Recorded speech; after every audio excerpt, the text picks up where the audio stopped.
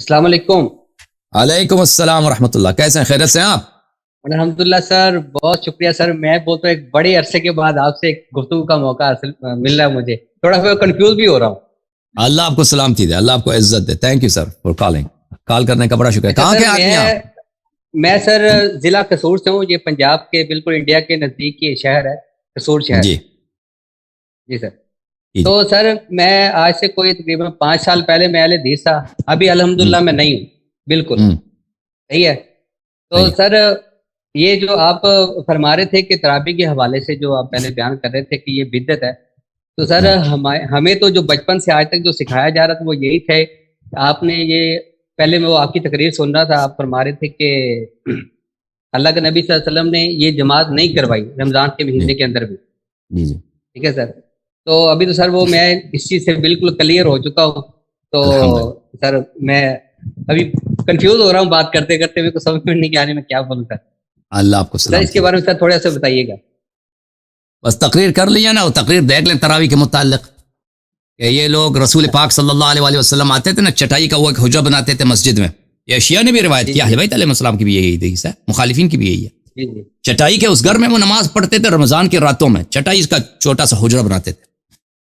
تو کچھ صحابہ آئے، ان کے اجازت کے بغیر ان کے پیچھے انہوں نے اقتداء کیا ہے نماز میں۔ تو رسول پاک صلی اللہ علیہ وسلم کو جب پتہ چلا ہے تو وہ بیٹھ گئے۔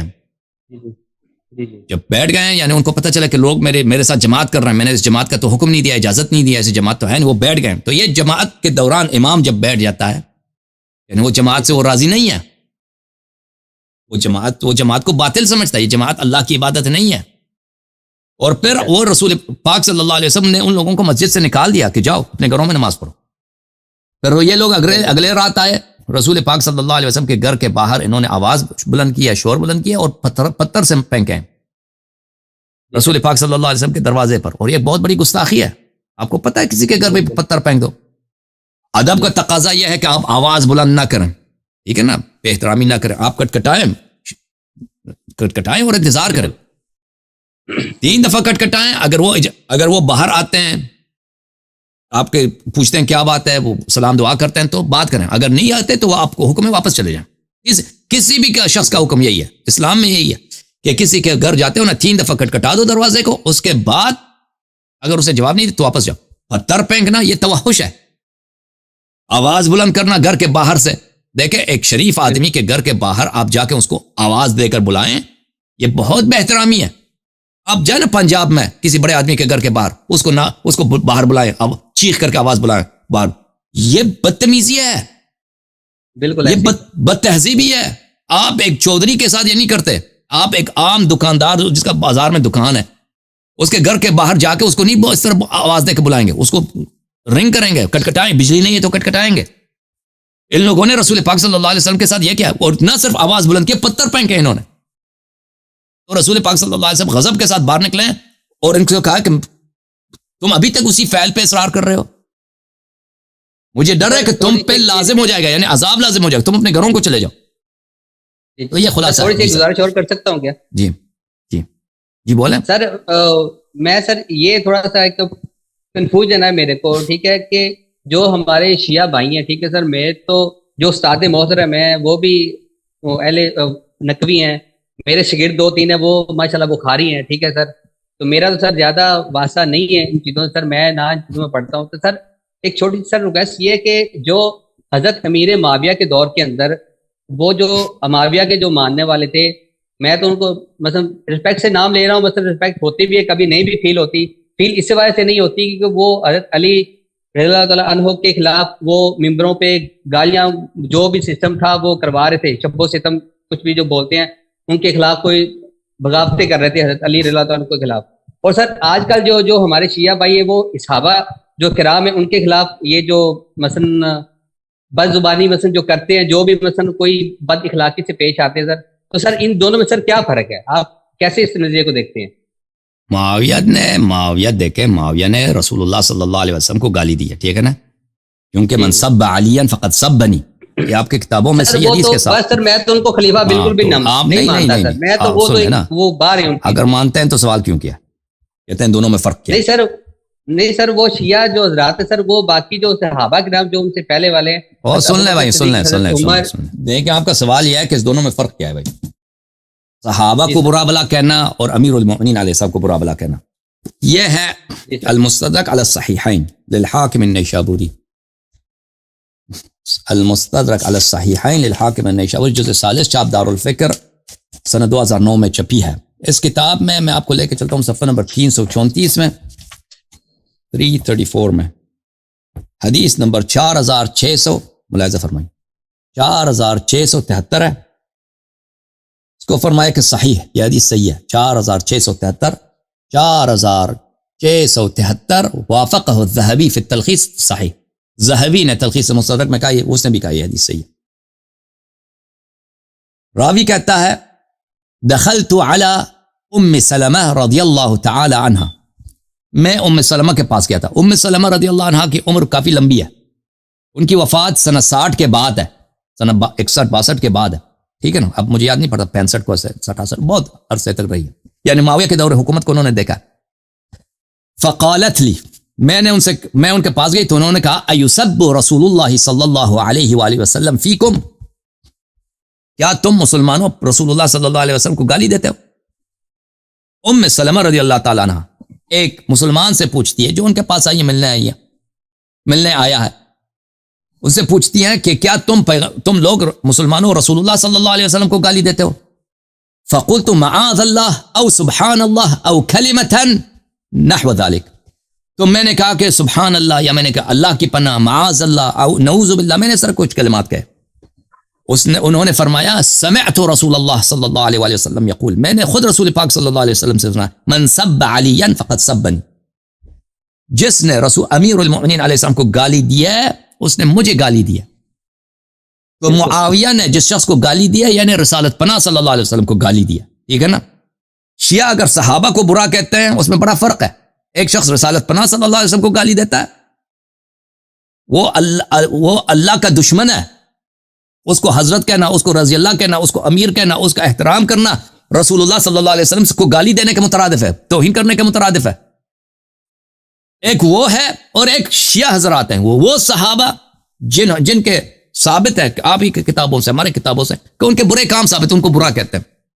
ان دونوں کاموں میں زمین آسمان کا فرق ہے، ٹھیک ہے نا میرے بھائی. سر میں تو سر میرا یہ عقیدہ ہے جس ٹائم پہ امیر معاویہ اور حضرت علی رضی اللہ عنہ کے درمیان جب وہ جنگ والا ایک معاملہ ہوا تھا، میں اگر اس دور کے اندر ہوتا تو میں حضرت علی رضی اللہ عنہ کے ساتھ ہی کھڑا ہوتا، میں امیر معاویہ کے ساتھ بالکل نہیں ہوتا. میرا یہ عقیدہ ہے. میرا تھینک یو سر، اللہ آپ کو جزائے خیر دے میرے بھائی، اللہ آپ کو عزت دے، اللہ نوید بھائی تھینک یو سر، بہت شکریہ سر، تھینک یو. اب السلام علیکم بہن، کیسے ہیں باجی؟ خیریت سے انشاءاللہ؟ میری آواز آ رہی ہے آپ کو؟ آپ بہت واضح ہے، بہت. بھائی اللہ تعالیٰ آپ کو جزائے خیر دے، اللہ تعالیٰ آپ کو عزت دے. Thank you sister. سلامت رہیں، ماشاءاللہ بہت اچھے پروگرام جا رہے ہیں آپ کے. اللہ محمد اللہ آپ کو سلامتی دے محمد کے صحت خیر میں اضافہ فرمائے. اور ماشاءاللہ 2 دن پہلے ہمارے بہت ہی عزیز سید مسرور کاظمی صاحب بھی بہت اچھا خطاب کر کے گئے ہیں. کافی دنوں سے رابطے میں تھے میرے بھائی جو معتبر عثمان بھائی ہیں، آپ کے اسسٹنٹ.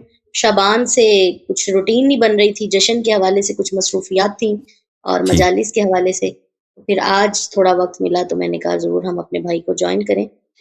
اللہ آپ کو عزت دے. یہ ہماری سسٹر ہیں، ذاکرہ ہیں، خطیبہ ہیں، ممبر کی خدمت کرتی ہیں. امام حسین علیہ الصلوۃ والسلام، اہل بیت علیہ السلام کا ذکر اور ان کے فضائل لوگوں کو سناتے ہیں، اور ان کا اسم گرامی ہے سسٹر مدیحہ حسین عابدی. آپ کی تشریف آوری اور ذرہ نوازی کا بڑا شکریہ، اللہ آپ کو عزت دے. اور آپ جیسے ہمارے سسٹرز جو ہماری بہنوں کی مجالس کو وہ رونق بخشتی ہیں اور اہل بیت اطہار علیہ السلام کی خدمت کرتی ہیں، اللہ تعالیٰ ان سب کو جزائے خیر دے، اللہ تعالیٰ آپ سب کو عزت دے. جی سر، میں آپ کی خدمت میں حاضر ہوں. اور آپ نے ذکر کیا ہمارے آپریٹر صاحب کا، تو ہمارے 2 آپریٹر حضرات ہیں، ایک چودھری عثمان صاحب ہیں اور ایک اپنے خان صاحب ہیں. دونوں محنت کرتے ہیں، خان صاحب کی بہت محنت ہے اور چودھری عثمان صاحب کی بھی محنت ہے، ہم دونوں کے شکر گزار ہیں. جی سر. جی بہن. جی میں حسن بھائی اس حوالے سے گفتگو کرنا چاہتی ہوں کہ رمضان المبارک جب بھی آتا ہے تو ملت اسلامیہ میں بڑی ساری تبدیلیاں آتی ہیں. تو ایک تبدیلی ایسی آتی ہے کہ جس تبدیلی کو دیکھ کے انسان حیران رہ جاتا ہے کہ ملت اسلامیہ اس ماہ رمضان المبارک کے اندر صدقہ محمد و آل محمد کا اللہ تعالیٰ نے ہمیں اتنا خوبصورت مہینہ عطا کیا ہے جس میں ہم اپنا تزکیہ نفس کر سکیں. تو اس مہینے میں ملت اسلامیہ صدقات و خیرات اور زکوٰۃ و خمس ادا کرتے ہیں. جی. اور ہم ایک چیز بہت واضح طور پہ دیکھ رہے ہوتے ہیں سوشل میڈیا کے اوپر، جو کہ اس وقت ہماری ضرورت ہے. ہر پلیٹ فارم سے یہ بات بیان ہونی چاہیے جو محراب و ممبر سے وابستہ ہیں، ذاکرین، علماء، واعظین، اکابرین، تمام اس چیز کو بیان کریں کہ جو بھی ہم راہ خدا میں دیتے ہیں، چاہے وہ ایک خرمہ ہی کیوں نہ ہو، اس کا اجر ہمیں خداوند عالم نے دینا ہے، کیونکہ وہ حل جزاء الاحسان الا الاحسان کی منزل پر ہے. تو ہم وہ جو نیکی کر رہے ہوتے ہیں، وہ نیکی کر کے دریا میں ڈالنے کی بجائے وہ نیکی کر کے ہم فیس بک پہ کیوں ڈالتے ہیں؟ یعنی ہم کسی کو اگر کچھ دے رہے ہیں تو اس کی پکچرز، اس کی ویڈیوز، کلپس بنا کے ہم سوشل میڈیا پہ اپلوڈ کر رہے ہوتے ہیں، لوگوں کو دکھا رہے ہوتے ہیں کہ دیکھیں جی ہم راہ خدا میں یہ کچھ دے رہے ہیں. تو دکھاوے کی تو کوئی بھی عبادت ہو وہ بارگاہ پروردگار میں قبول نہیں ہوتی. تو میرا یہ کہنا ہے ملت اسلامیہ کے آگے، ہمارے مسلمان بہن بھائی، جو بھی اللہ تعالیٰ ان کی توفیقات خیر میں اضافہ فرمائے، اللہ رب العزت انہیں زیادہ سے زیادہ نوازے. تو جو بھی آپ راہ خدا میں دیتے ہیں وہ ایک ہاتھ دیں، دوسرے ہاتھ پتہ نہ چلے. یعنی نیکی کریں تو واقعاً ہی دریا میں ڈالیں. اور ہم تو ایک دفعہ دے کے اور سوشل میڈیا پہ وہ چیزیں اپلوڈ کر دیتے ہیں، ایک دفعہ دیتے ہیں، اسی مہینے میں دیتے ہیں.